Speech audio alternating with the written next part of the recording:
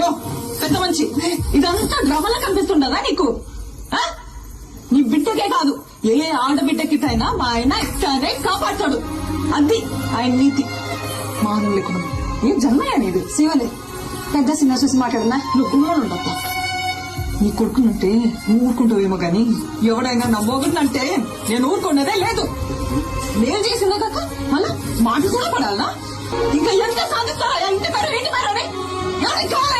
ఇంటి పేరు పెళ్ళైనోడికి కావాలా? ఇంటి పేరు మా ఆయన పేరు చెప్పుకొని ఊరు ఊరిగా బతుకుతాంటాయి. ఎవరా? పుష్ప మేనేజర్. నువ్వు? పుష్ప ఫ్రెండ్. నువ్వు? పుష్ప డ్రైవర్. నువ్వు? పుష్ప మనిషి. ఇలా ఎవరినైనా అడిగినా వాళ్ళ పేరు చెప్పుకో. పుష్ప మంచి అని చెప్పుకుంటారు. ఇదంతా ఎందుకయ్యా? ఈయనెవరు? పుష్పాలన్న ఇది నా మొగడంటే.